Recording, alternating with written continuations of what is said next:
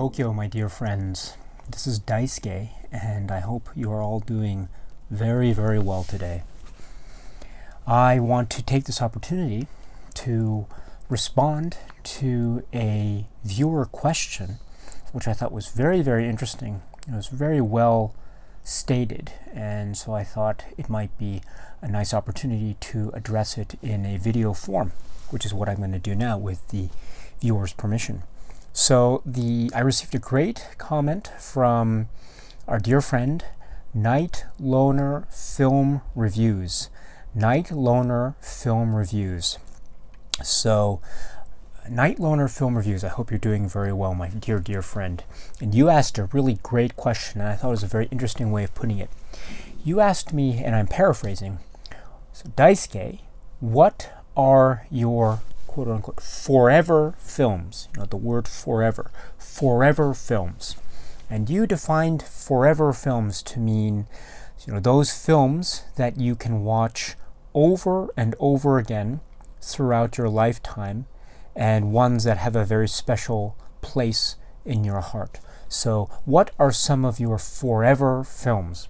And I thought that was a very, very lovely way of putting this idea, forever film. Now, I've spoken about favorite films, or maybe films I can watch over and over again on a loop, something like that. But I think the way that you've put it, forever films, I think is a really nice way, because it seems to occupy that nice little area, that little place that is sort of in between, watch the films that you can watch on a loop and films that you can watch that are your favorite films, that little area, how would Paul McCartney, but he would say that little twilight just before you dream, when he was talking about how he was, how he came to write the song Yellow Submarine. But so that little twilight, that moment, right? So what are some of your forever films? And I thought it was a really lovely way of putting it. So so films that I can watch over and over again during my lifetime, and films that have a special place in my heart. Okay, so I think this is, of course, I think the possibilities are endless, and it is a very subjective thing, because I think the answer to this question relies primarily on one's life experience and where one finds oneself in one's life. So, and I think this can change at any point depending on one's mood, one's experiences, one's feelings, and one's outlook towards life, whether it be positive or negative or anything in between. So I think that it runs the whole gamut of the human experience, if you know what I mean. So it's a really lovely question. And so I can honestly say that it's a difficult one for me to answer, but I will try to answer it in a way that I will try to use films that I haven't necessarily spoken about directly on this channel directly. And so that means films that, I could mention so many films, but I suppose I can mention, well, let me start with these films. And again, this is not exhaustive, but it's merely selective. So what are films that I could watch over and over again throughout my life that I would consider forever films, films that I think would never leave me in terms of what they mean to me? And I can certainly address these films. So the first set of films I think I'd like to talk about is the Godfather films. Now, I include Godfather Part 3 in this, and I'll explain why in a second. But I have spoken about the Godfather, the first Godfather film. But I really find that these films hold up for me so extraordinarily over time. It's amazing how I can get swept up every time I see Godfather or Godfather Part 2 and Godfather Part 3 now. And I really believe that these films are, for me, a true sort of landmark, a real landmark in cinema. Of course, the attention, the critical attention, I think more or less rightly so, goes towards Godfather and The Godfather Part 2, and less so towards The Godfather Part 3. And I think, yes, The Godfather Part 3 is undeniably a lesser film, but it is, and it's a weaker film for many reasons, which I don't quite want to get into right now, but because it might spoil the film. But I think the overall effect of Part 3, I think, works, at least in my mind. In other words, I always think of Part 3 not necessarily as Part 3, but I always think of it as a kind of extended epilogue of the story. And so if it works I think it works for me more as an epilogue to the story rather than as its own part, if you know what I mean. And in that way, I can kind of look at it with its faults and still find it to be very compelling. Because undeniably, Godfather 3 is actually quite a compelling work in many ways.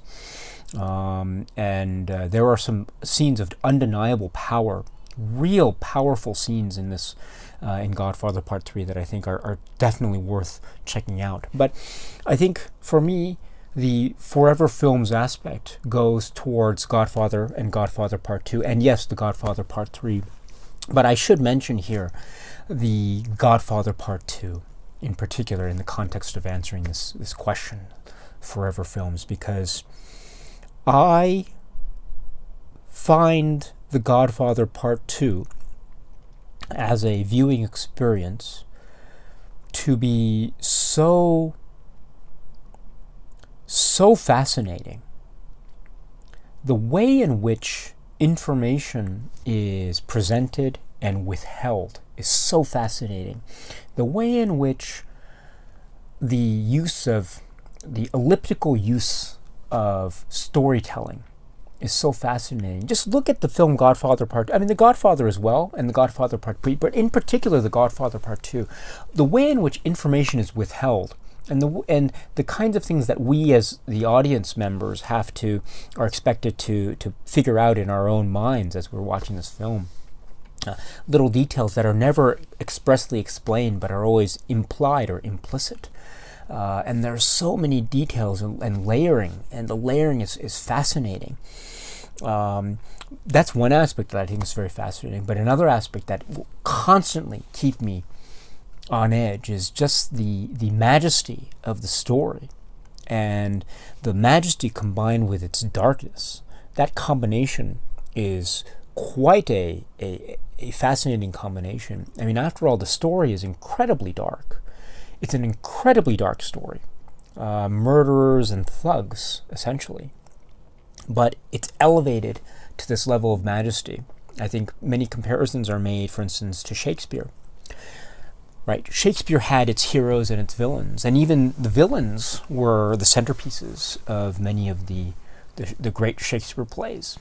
Richard III, Macbeth, for instance. So, and right, so it's, I think, not surprising that I think one can make many allusions to Shakespeare when one is talking about the arc of Michael Corleone in the Godfather films, which creates this sense of wonder and fascination and awe and, yes, fear and tragedy and horror combined all in one to create this story that has so many details that tend to blossom and pay off as the film and the films progress. And they tend to pay off later, too, as one ruminates and thinks about the films after they are over. Which is why these are prime candidates for me of the answer to the question, what are your forever films? The Godfather films are, I think, among my forever films. So, yes. So one of these days I'd love to talk about the Godfather films in detail, because they mean quite a deal to me. as I mentioned in my Godfather video, the Godfather was a film that was very dear to my parents, and I think it has rubbed off on me, part and parcel because of the way it affected them. And ever since, it's been a part of my life, my sort of film-loving life. So I know they're not for everyone, and they're very violent, and they might be suffering, perhaps, at least in the critical sphere, from a sense of maybe overexposure. People talk about them so much because they're so great. But I think they're worthy of the conversation, of course, because they are, for me anyway, in the pantheon, in that hall of greatness, as it were. It's the Godfather films, and in particular, Godfather and Godfather 2, as candidates for forever films. Next is a set of films that I am very much in love with, and they've been a part of my life. I don't think I can remember a time not knowing these films, so they've always been in my life, and that they're these. So the Star Wars films. So Star Wars, the Star Wars and The Empire Strikes Back and Return of the Jedi. So these films are, to me, like they are incredibly important. Now, I haven't spoken about them very much in detail, but I've spoken about them a little bit, but not that much. But I really, really, really, really love these films.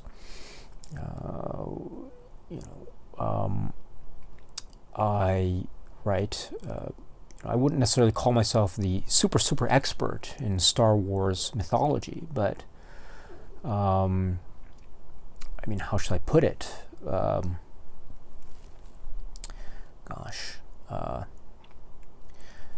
It's a trap. Apology accepted, Captain Nita. For luck. Aren't you a little short for a stormtrooper?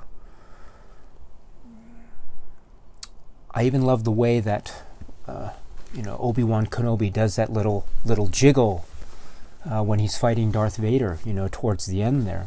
You know what I'm talking about? He does that little jiggle. And so the films, the Star Wars films, Star Wars The Empire Strikes Back and The Return of the Jedi belong in that grouping of, for me, forever films. I mean, these are films that I will never, ever tire of. I always get a thrill every time I see them. And I know them by heart, but they still energize me in such a great way. I mean, I was born in 1979, and so I was born after this. The first film was released, and I was too young to see Empire Strikes Back in the theaters.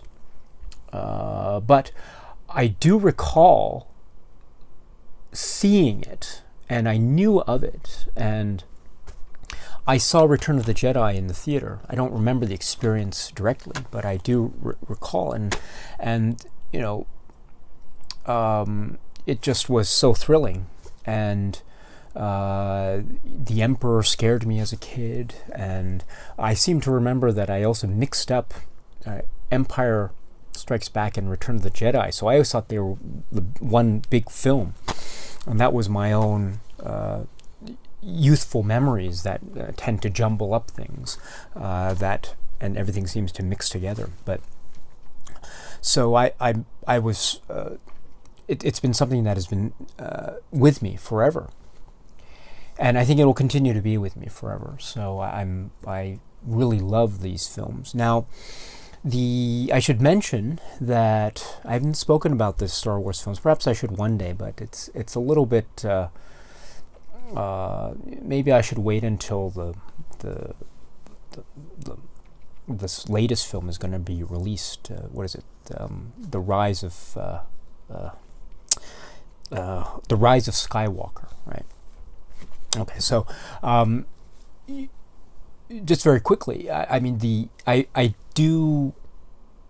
don't mind the special editions, although I don't watch them as much as I do the original releases, which I'm very fortunate to have on these DVDs here,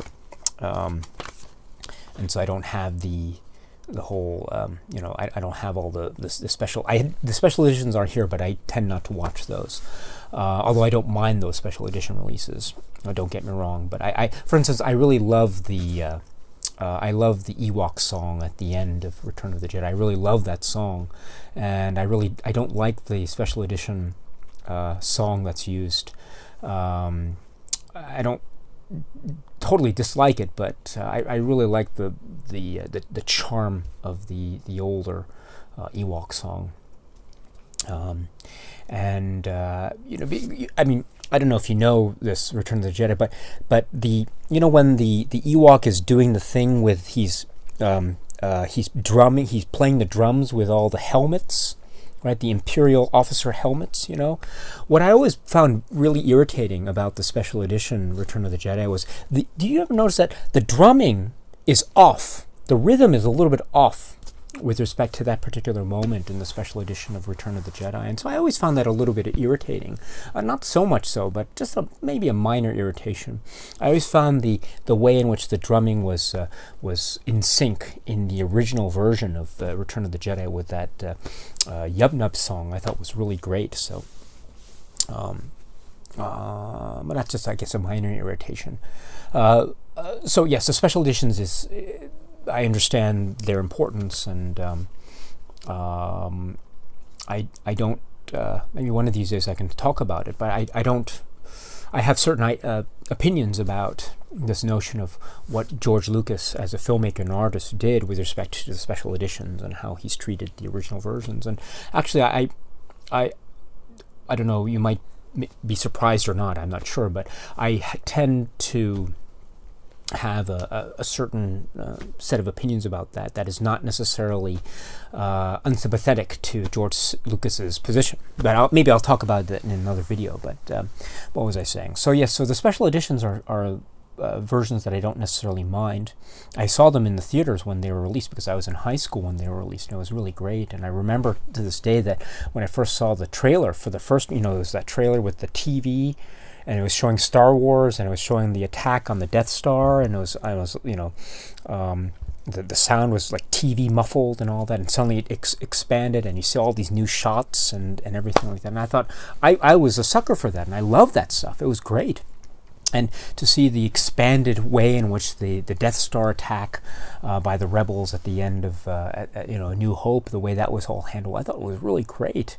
And it cleared up a few details that I thought were in need of some clearing up. So it was really wonderful. But of course, I ultimately rely on the original versions. So there's that.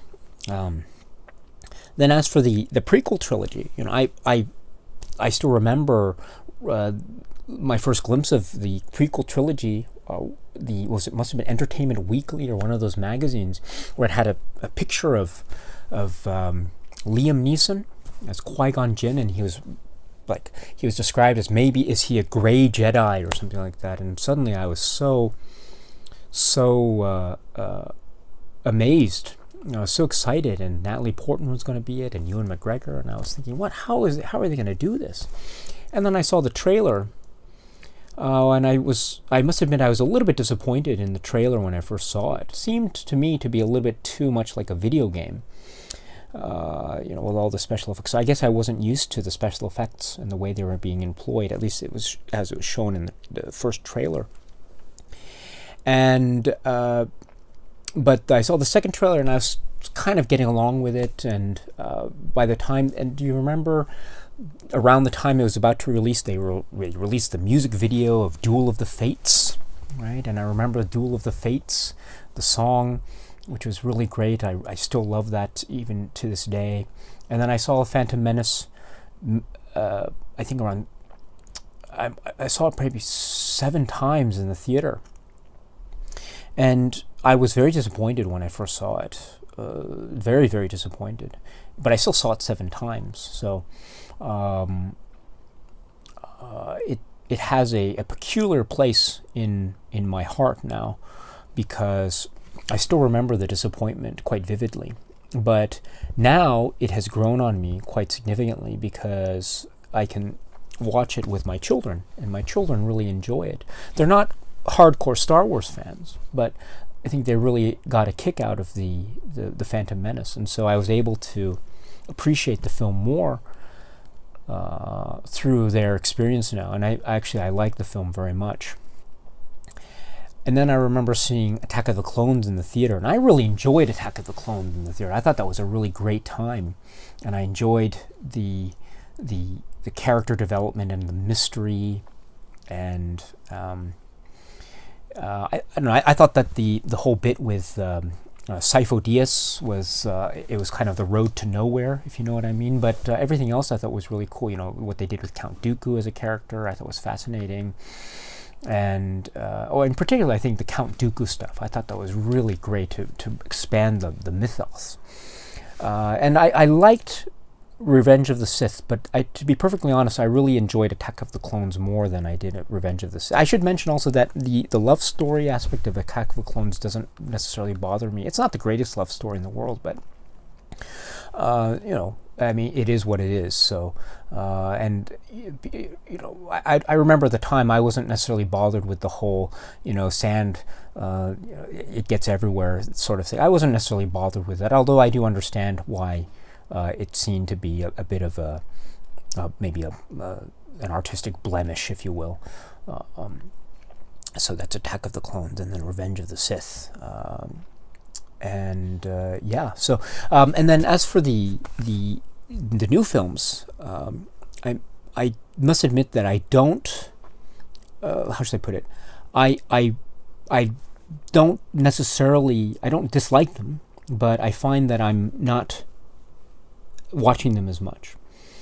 And I have actually. I don't dislike The Last Jedi, but I do have some pretty fundamental issues with that story. There are a couple issues in particular that the more I think about it, they bother me quite significantly. I don't hate the film. I think it's a fine. Well, not fine, but I think it's an okay film. It's not something that I hate, but again, it's just some story points that are a little bit. There are points that I don't quite get yet, and perhaps the new film might shed some light on it. So I'm waiting for the new film until I make a final decision, as it were, on The Last Jedi. But one of these days, maybe I can talk about what my issue is with The Last Jedi. I mean, it does contain a little bit of a spoiler, so if you haven't seen The Last Jedi, well, maybe I should save it for another video. But in any event, the Forever films probably won't include the new films, and they probably won't include the prequel films, although I'm growing to like them very much.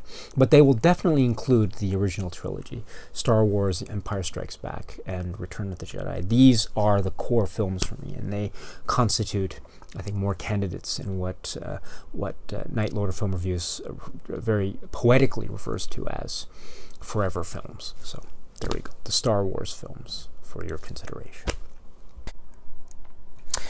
Let me mention one other film as a kind of contender for Forever film for me.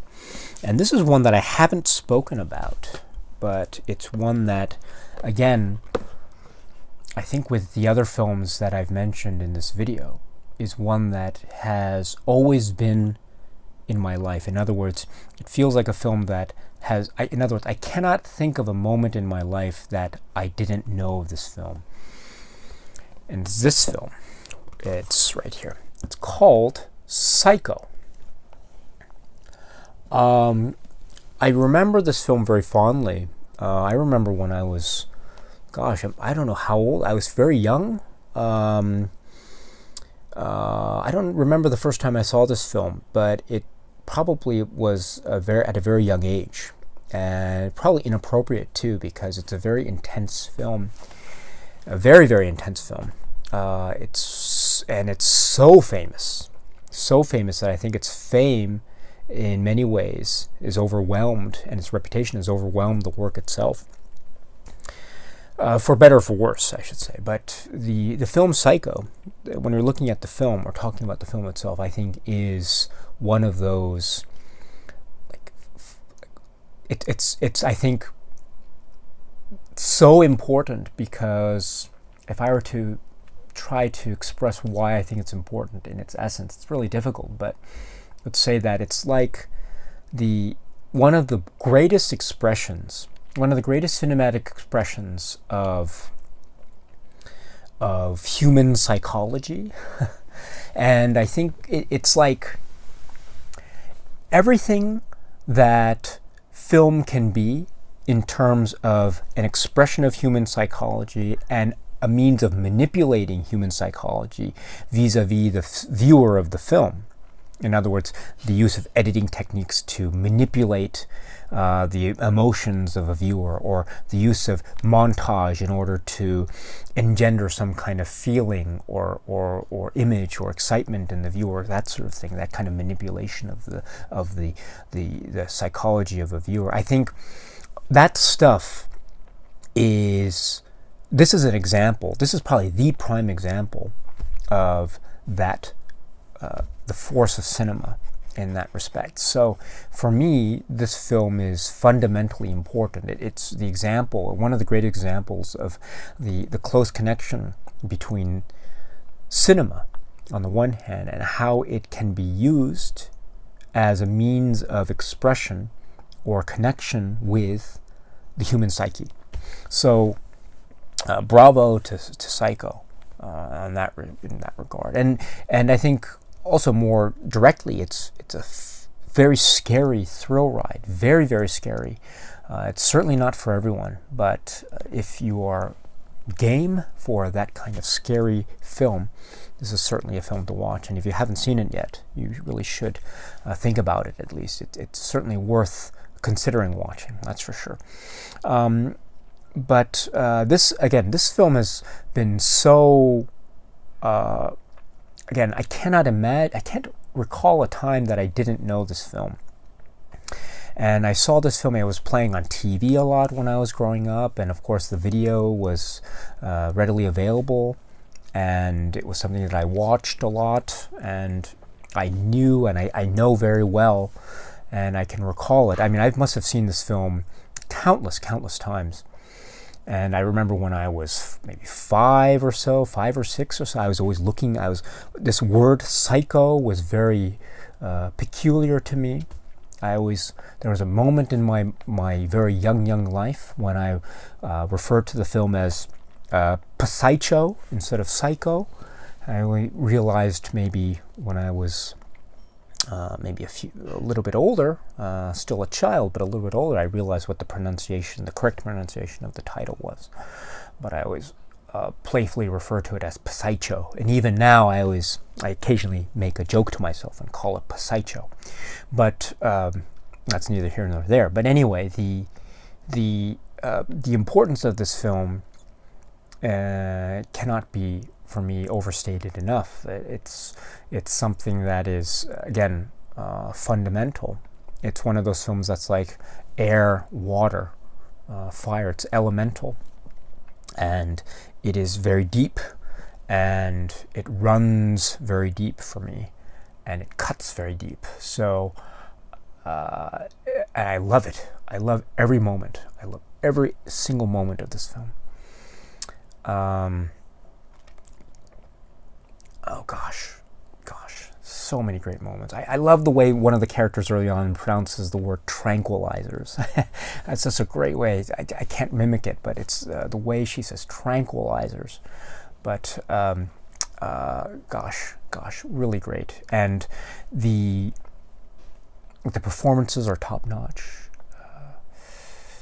I'm trying to be as vague as possible about this without necessarily spoiling it, but that's again, for me to say that this film is one that I haven't spoken of, but this film and many other films in Hitchcock's filmography, but Psycho in particular, is a film that I would consider a forever film, because it is a work that is, again, so fundamental to my understanding of what cinema is and what cinema has the potential of being.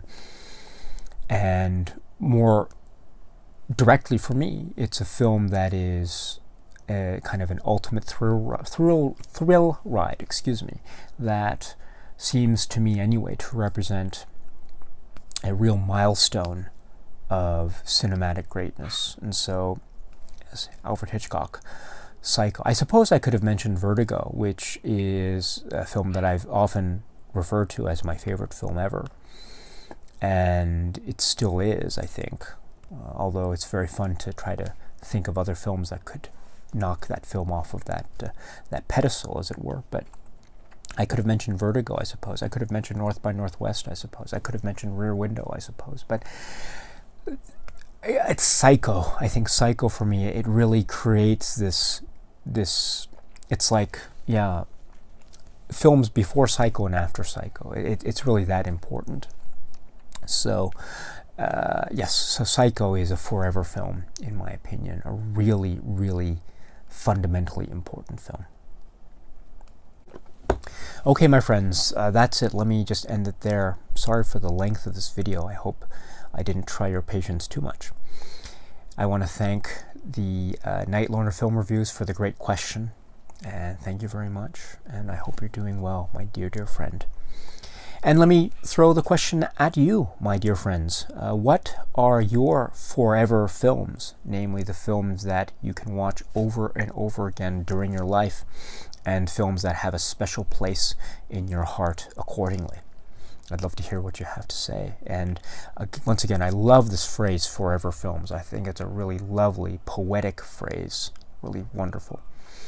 Okay, my friends, that's it. So until we meet again, please be happy and healthy and well. And please, please, please keep on watching a lot of great, great films. Cheers.